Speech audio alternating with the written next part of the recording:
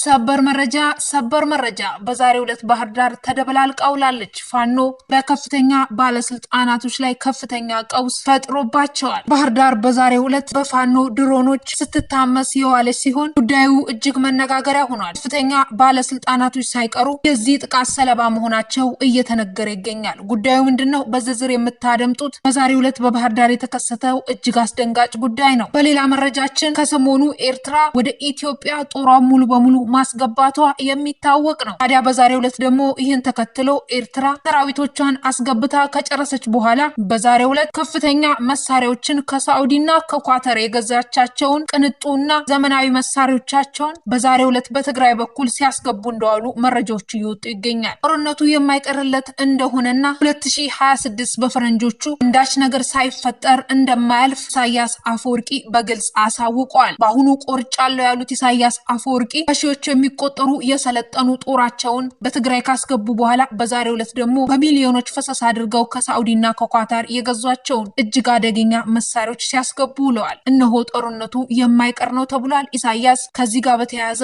ሰፋ ያለ መግለጫ ሰጥተዋል። በዝርዝር የምታደምጡት የዛሬው አንገብጋቢው ሀገራዊ ጉዳያችን ነው። እንዲሁም በተጨማሪ ወደ አዲስ አበባና ወደ አዳማ ናዝሬት ስናቀና በእነዚህ ሁለት ከተሞች በከፍተኛ ደረጃ አፈሳ እየተካሄደ እንደሆነና ከሁለት ሰዓት በኋላ የሚንቀሳቀስ አንዳችም ወጣት እንደሌለ ተሰማ። አፈሳው በይበልጥ ወንዶች ላይ ትኩረት ያደረገ ሲሆን ከምሽቱ 2 ሰዓት በኋላ የሰዎች እንቅስቃሴ ሲቀንስ አስፋልት ላይ የሚያገኟቸውን ወጣቶች እያፈሱ ሚኒሻዎች እየቀጠቀጡ ወደ ግንባር በግዳጅ እንደሚወስዱ ነው የተሰማው። ይህን ተከትሎ ላለፉት 4 ቀናት በአዲስ አበባና በአዳማ ናዝሬት ከ2 ሰዓት በኋላ በአስፋልቶች ላይ ዝር የሚል ሰው እንደሌለ እየተነገረ ነው የሚገኘው። ጉዳዩ ማህበረሰቡ ዘንድ ከፍተኛ ቀውስ እያስነሳና ወላጆችን እጅግ እያበሳጨ ወጣቶችን እያማረረ መሆኑ ተነገረ። ይህን ተከትሎ ከህዝብ ከፍተኛ ተቃውሞ እየቀረበ ነው። ልጆቻችንን በግዳጅ መውሰድ አችሉም ሲሉ ወላጆች ከፍተኛ አመጽ እያስነሱ ነው። አብይ ከጊዜ ወደ ጊዜ በራሱ ላይ ጠላቶችን እያፈራ ማህበረሰቡን የራሱ ተቃዋሚዎች እያደረገ መጥቷል። በዚህ ጉዳይ ሰፋ ያለ መረጃ ማህበረሰቡ የወጡትን አስተያየቶች ወደ እናንተ የምናደርስ ይሆናል። በመጨረሻ ከሰሞኑ እጅግ መነጋገሪያ የሆነው ሀገራዊው ምክክር በመጨረሻም ያለ ስምምነት መበተኑ ይታወቃል። አብይ አህመድ በዚህ ሀገራዊ ምክክር ላይ ለሳምንታት በቆየው ከ500 በላይ የተለያዩ ክልሎችን የሚወክሉ ባለስልጣናቶች በተሰበሰቡበት በአዲስ አበባ ከተማ ተደረገው በዚህ ሀገራዊ ምክክር ለሀገራዊ ጥቅም በሚል መድረክ ላይ ፍላጎታቸው አብይና ሽመልስ አብዲሳ አዲስ አበባን ከተማን የኦሮሚያ ማድረግ ወይም ደግሞ የኦሮሚያ ከተማ አድርጎ መጠቅለል እንደሚፈልጉ ያሳወቁ ሲሆን በስብሰባ ላይ የነበሩትን ባለስልጣናቶች ለማሳመን ሲሞክሩና ለመጫን ሲሞክሩ በስብሰባው ላይ የነበሩት ባለስልጣናቶች ስብሰባውን ረግጠው በፍጹም አዲስ አበባ የኦሮሚያ ሀገር ልትሆን አትችልም፣ ወደ ኦሮሚያ ልትጠቀለል አትችልም በሚል አሻፈረኝ ብለው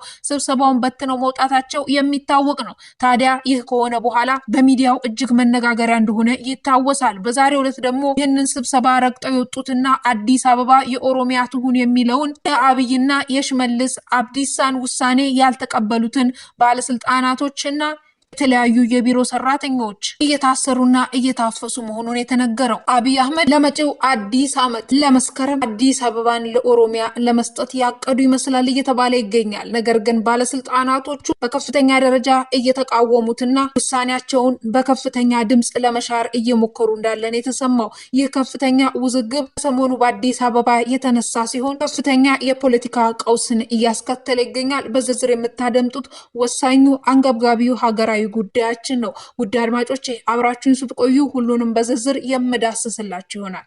በመጀመሪያም ውድ አድማጮቼ ከሰሞኑ በአዲስ አበባና በናዝሬት በአዳማ ከቁጥጥር በላይ የሆነው አፈሳ ከሰሞኑ የትግራይ ጦርነት መጀመሩን ተከትሎ የአብይ መንግስት በከፍተኛው ደረጃ ፍራቻ ላይ ከወደቀ በኋላ ተጨማሪ ሰራዊቶችን መጨመር አለብኝ፣ ኃይሌን ማስፋት አለብኝ፣ ኤርትራና ፋኖ ህወሓት አብረው እየመጡብኝ ነው፣ መቋቋም አልችልም በሚል ከፍተኛ ትዕዛዝ በመስጠት ሚኒሻዎችን በማሰማራት በአዲስ አበባና በአዳማ ናዝሬት ከምሽቱ 2 ሰዓት በኋላ የሚንቀሳቀሱትን ወጣቶች በመኪና በመጫን እየደበደቡ በመውሰድ የሚያስሯቸው ሲሆን በነጋታው ወደ ጦር ሜዳ እንደሚልኳቸው ነው የተሰማው። ወደ ግንባር ወስደው ለሳምንታት የሚሆኑ ስልጠና ሰጥተዋቸው ወደ ትግራይ ሊልኳቸው እንዳሰቡ ነው የተሰማው። የአዳማ ናዝሬት ነዋሪዎችና የአዲስ አበባ ነዋሪዎች በአይናቸው የተመለከቱትን የአይን እማኞች እንደሚናገሩት ከሆነ ወጣቶችን አስፋልት ላይ የሚያገኟቸውን ወንዶች ከማታ 2 ሰዓት በኋላ የሰው እንቅስቃሴ ሲቀንስ ከተማው ጭር ሲል እየደበደቡ በመውሰድ በጉልበት መኪና ላይ በመጫን የሚይዙት ሽመል በመቀጥቀጥና በማሰር ወጣቶችን ያለ ፍቃዳቸው እየወሰዱ ለጦርነት እየማገዷቸው እንደሆነ የተናገሩት። ይህ አሰራር በየትኛውም ሀገር ላይ ተቀባይነት የሌለው በየትኛውም መንገድ የሰው ልጅን ሰብአዊ መብት የሚጥስ ሲወገዝ የሚገባው እኩይ ተግባር እንደሆነ ማህበረሰቡ በከፍተኛ ቁጣ ውስጥ ሆነው እየተቃወሙ ይገኛል። ይህን ተከትሎ ገና ምሽት 1 ሰዓት ሲሆን ሁሉም ወደ ቤቱ የሚገባ ሲሆን ከምሽቱ 2 ሰዓት በኋላ በተለይም በአዳማ ናዝሬት አካባቢዎች እንቅስቃሴ እንደማይኖር፣ ሆቴሎች እንደሚዘጉ፣ ትራንስፖርቶች እንደሚጠፉ እየተነገረ ነው የሚገኘው። ማህበረሰቡ እንዳልታፈስ እንዳልታገት በሚል ያለ ፍላጎቴ እንዳልሰማራ በሚል በገዛ ሀገሩ ነፃነቱን በማጣት በሰቀቀን ተደብቆ በጊዜ ወደ ቤቱ እየገባ ይገኛል። ኢትዮጵያ አሁንም በድሮ ዘመን በጥንቱ ዘመን አስተሳሰብ ላይ እየኖረች ይገኛል። ከተማችን ለምታና አሸብርቃ በዘመናው ዓለም አኗኗር ላይ ብትታይም የመንግስቱ ስርዓትና አካሄድ አሁንም የጥንቱ የድሮ ነው ተብሏል። ይህን ተከትሎ አብይ በማህበረሰቡ ዘንድ ከፍተኛ ተቃውሞ እየደረሰበትና በተለይም በእናቶችና በቤተሰቦች ዘንድ ከፍተኛ ተቃውሞ እየቀረበበት ይገኛል። ይህ ጉዳይ ብልጽግና ከጊዜ ወደ ጊዜ ደጋፊዎችን እያጣና ከማህበረሰቡ ጋር ከፍተኛ ቁርሾና ቂም ውስጥ እየገባ እንደሆነ በግልጽ ያሳያል ተብሏል። ይህ ለብልጽግና ዱብዳ ነው። ወደ ቀጣይ መረጃችን ስንመራ የኤርትራ ጦር ከሰሞኑ የትግራይ ጦርነት መጀመሩን ተከትሎ አንዳንድ ሁኔታዎች መከሰታቸውን ተከትሎ ኢሳያስ አፈወርቂ በፍጥነት ለአመታት ያሰለጠኗቸውን የሻቢያ አደገኛ ጦር ሰራዊቶቻቸውን ወደ ትግራይ ሙሉ በሙሉ ማስገባታቸው የሚታወስ ነው። ከሰሞኑ ሚዲያውን ተቆጣጥሮት የነበረ ጉዳይ እንደሆነ ይታወቃል። በዛሬው ዕለት ደግሞ ሚዲያውን የተቆጣጠረው ጉዳይ ኢሳያስ አፈወርቂ 2026ማ የፈረንጆቹ አንዲት ነገር በአብይ ላይ ሳይከሰት አታልፍም እያሉ ይገኛል። ጦርነት በፍጹም አይቀርም ያሉት ኢሳያስ አፈወርቂ በሚሊዮን ዶላር በሚቆጠሩ ረብጣ ገንዘባቸው ከሳውዲ አረቢያና ከኳታር የገዟቸውን ውድ መሳሪያዎች በዛሬው ዕለት ወደ መቀሌ ማስገባታቸው ነው እየተነገረ የሚገኘው። ይህን ተከትሎ የትግራይ ጦርነት እንደማይቀር በግልጽ ታይቷል ተብሏል። ኢሳያስ አፈወርቂ ቀናት ቀደም ብለው ጦራቸውን አስገቡ።